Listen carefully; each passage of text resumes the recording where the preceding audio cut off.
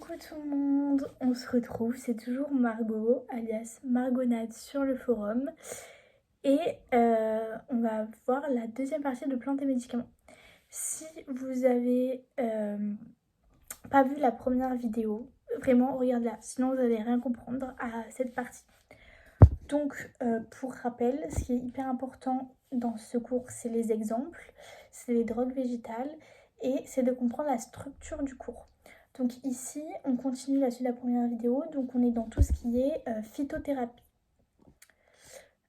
Donc on va passer. Donc là, en fait, dans la partie phytothérapie, on va voir plusieurs pathologies et à chaque pathologie, on va avoir des plantes qui vont permettre de contrer la pathologie. Dans les plantes, dans une partie de la plante, donc dans une drogue végétale, il va y avoir des composés chimiques qui vont être utilisés dans le traitement contre la pathologie. Et la première pathologie qu'on va utiliser, c'est l'insuffisance veineuse. L'insuffisance veineuse, ça touche un tiers de la population et notamment les femmes. Voilà. On en trouve plus d'insuffisance veineuse chez les femmes que chez les hommes. Elle se manifeste par différents symptômes comme la douleur, lourdeur, gonflement. On a des problèmes d'hémorroïdes, de varices et on a de la fragilité capillaire. Pardon. Donc en gros, c'est tout ce qui concerne l'afflux sanguin. Voilà. Et donc quand on est face à une pathologie d'insuffisance veineuse, on va utiliser des plantes qui ont des polyphénols.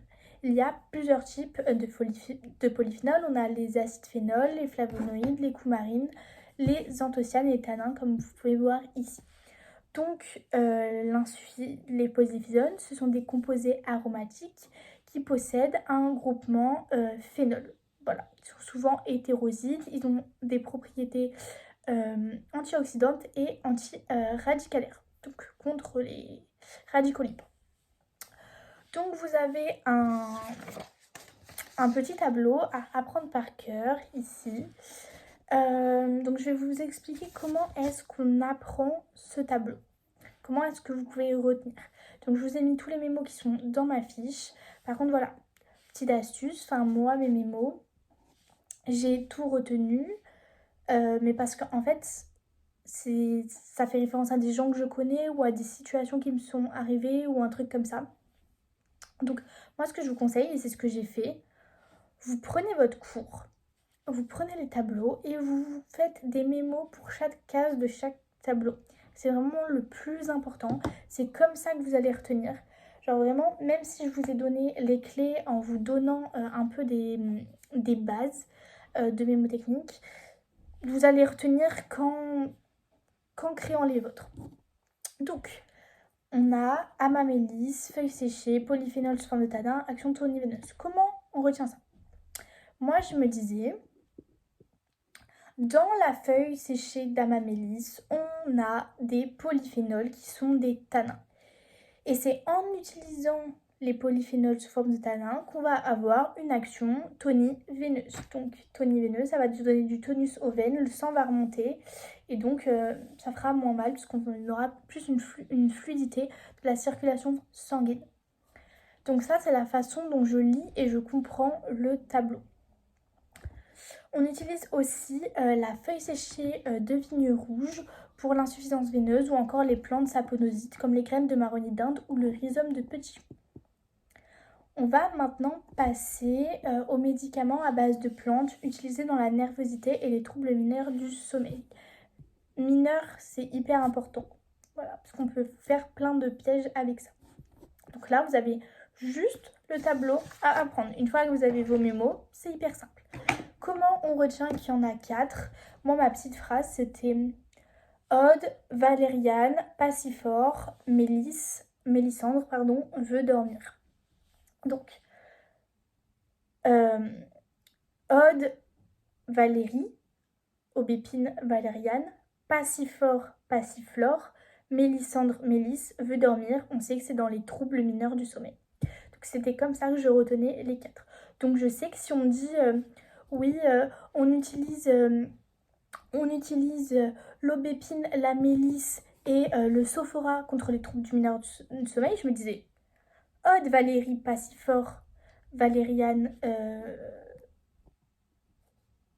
non, Mélissandre veut dormir, pardon. Il n'y avait pas Sophora, vous voyez. Donc ça n'allait pas dans ma phrase. Je viens de m'embrouiller, mais il y a pas moyen de s'embrouiller, je t'assure. C'est juste que là, faire un cours à voix orale, c'est pas tous les jours que je fais ça. Donc à voix orale, à voix haute. N'importe quoi. Bref, donc voilà, vous faites des phrases et comme ça, vous tombez pas dans les pièges le jour du concours. Et c'est très chill. Donc maintenant, on va passer aux médicaments à base de plantes utilisés comme antidépresseurs. Donc on utilise le millepertuis, c'est une plante herbacée avec des sommités fleuries à fleurs jaunes. Donc c'est juste ça, c'est une phrase complexe pour dire que t'as la tige, t'as des fleurs, voilà, sommités fleuries, et que les fleurs, elles sont jaunes. Le millepertuis, il est riche en hypericine, hyperflorine et divers composés phénoliques. Cette plante est utilisée dans les états dépressifs transitoires légers à modérés. Donc, comment je retenais hyperflorine, hypericine? Je me disais, quand on est en dep, quand on est en dépression, on a besoin d'être hyper heureux pour aller mieux.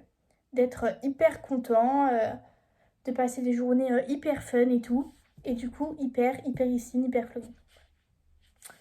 Ensuite, on va passer à un autre tableau, les médicaments à base de plantes utilisés dans les pathologies de la sphère digestive.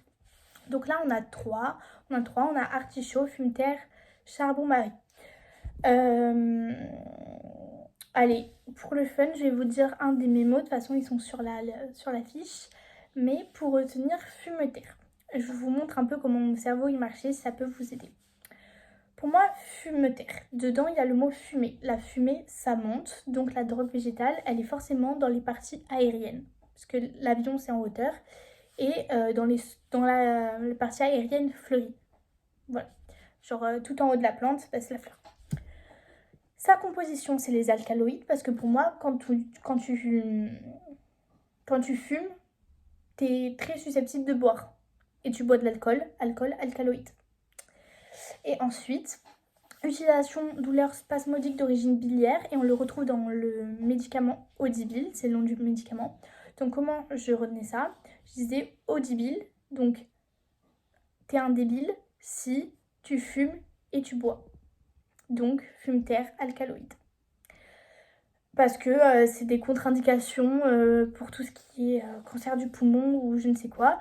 Donc c'est hyper contre-indiqué de boire beaucoup d'alcool et de fumer. Donc c'était comme ça que je retenais. Vous voyez, c'est ce genre de mémo qui est complètement... Voilà, mais au moins je retenais que la fumeterre, la fumée ça monte, donc la drogue végétale c'est la partie aérienne fleurie. Quand on fume on boit, donc la composition c'est des alcaloïdes. Et le médicament ça va être Audibil. Bref, sur ce, maintenant on va passer aux différents types de laxatifs. Oh, j'ai failli me casser la gueule. Je vous laisse cet instant. Au moins j'espère que vous avez rigolé en regardant la vidéo. Ma chaise est partie en arrière, j'aurais failli me péter la gueule en pleine vidéo. C'est grave, ok. Donc, les plantes laxatives. Donc on a différents types de modes de laxativité. On a les plantes laxatives contenant des mucilages et les plantes laxatives contenant des dérivés anthracémiques. Donc les mucilages, ce sont des composés que l'on peut qualifier de très hydrophiles, donc ils aiment l'eau. Ils sont issus des algues et des végétaux supérieurs. Ils sont utilisés comme coupe-faim dans les régimes hypocaloriques et ils ont des effets laxatifs avec effet de lest sur notre corps.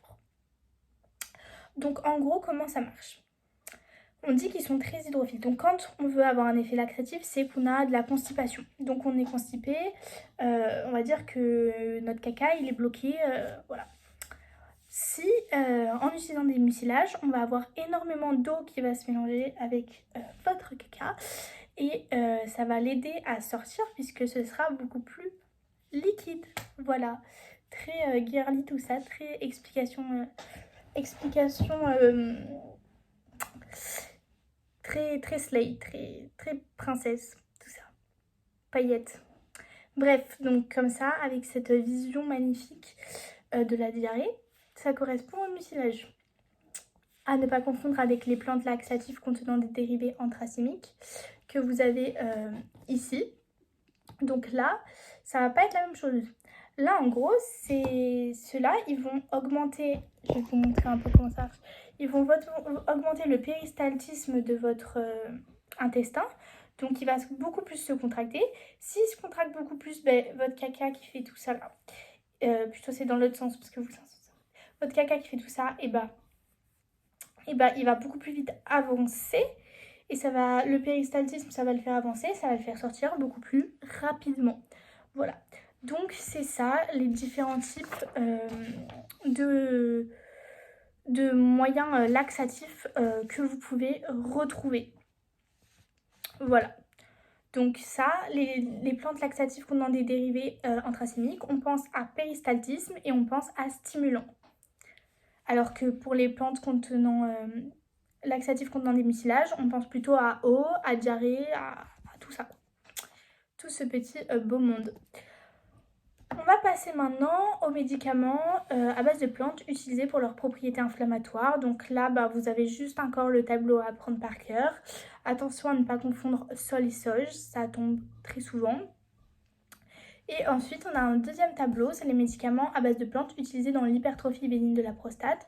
Donc hypertrophie, ça veut dire que la prostate, au lieu de faire la taille d'une châtaigne, je crois, si je me souviens bien de mon cours, mais j'ai peur de raconter de bêtises, elle fait la taille d'une orange, elle est énorme. Bon, ça m'étonnerait que ça aille jusque-là. Mais attention, on dit bien hypertrophie bénigne de la prostate, c'est-à-dire que ce n'est pas un cancer. Bénigne, ce n'est pas un cancer. À retenir, parce que ça peut être un piège qui peut tomber hyper facilement. Vous voyez. Donc, on retient bien les tableaux. On va maintenant passer à la 4e partie qui est l'allopathie. Donc on n'est plus dans la phytothérapie. Donc c'est hyper important de comprendre. Là, souvenez-vous, je vous avais dit qu'il faut grave bien structurer son cours. On a commencé par l'homéopathie. Ensuite, on avait l'aromathérapie avec les huiles essentielles, la phytothérapie et là, on passe à l'allopathie.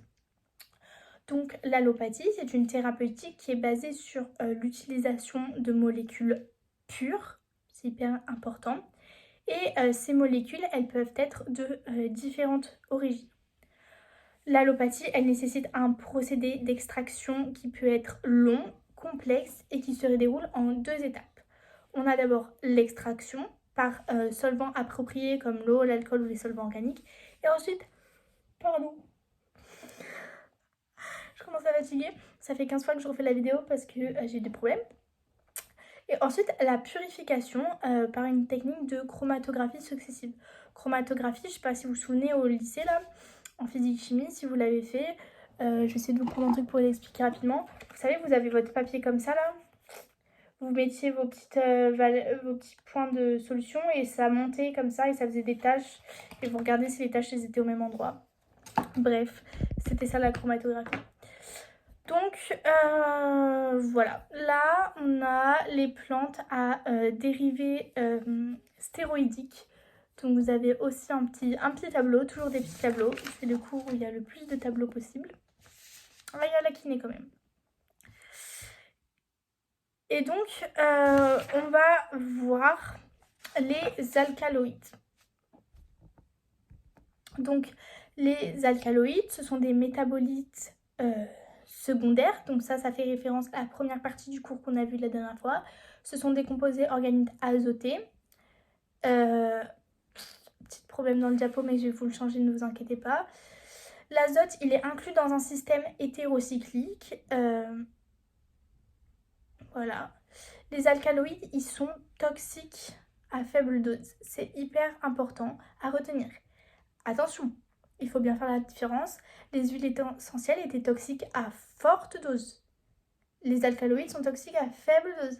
Là aussi, vous faites attention. C'est un piège qui est tout con, mais qui peut arriver très très rapidement. Ils sont synthétisés à partir d'un acide aminé et leur nom se termine par -ine. La solubilité d'un alcaloïde dépend du pH, voilà.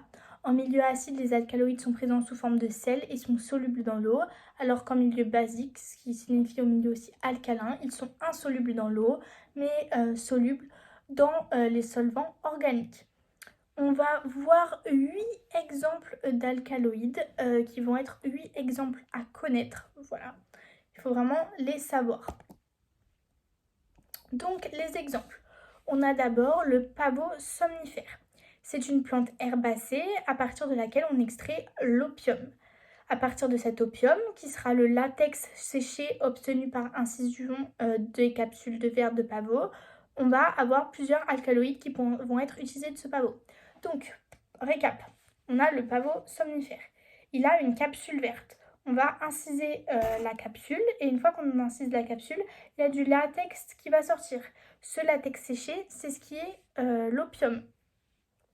Et via cet opium, on va pouvoir synthétiser plusieurs molécules chimiques qui peuvent nous servir, dont la morphine, la codéine, la noscapine et la papavérine. Ensuite, on passe à la colchique. Le colchique, pardon. Donc c'est une petite plante herbacée, donc comme une petite plante de l'herbe, quoi. On isole la colchicine à partir des graines de colchique. La colchicine, c'est principalement utilisé en rhumatologie. D'accord, dans les traitements de la goutte, normalement vous l'avez vu en pharmaco.